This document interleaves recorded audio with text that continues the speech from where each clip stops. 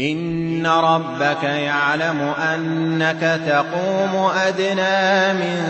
ثلثي الليل ونصفه وثلثه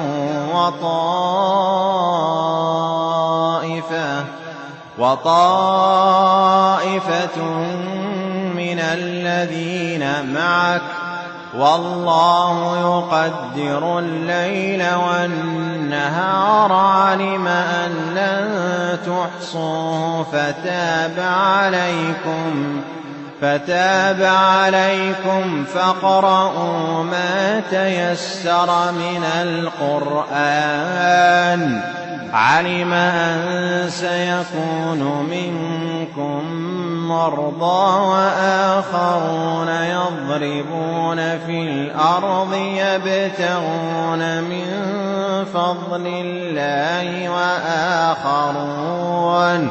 وآخرون يقاتلون في سبيل الله فاقرؤوا ما تيسر منه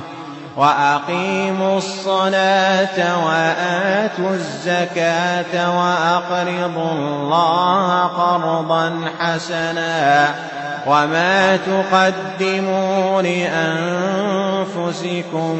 من خير تجدوه عند الله هو خيرا وأعظم أجرا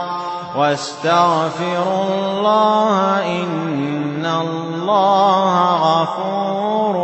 رحيم. قدمت لكم هذه التلاوة من موقع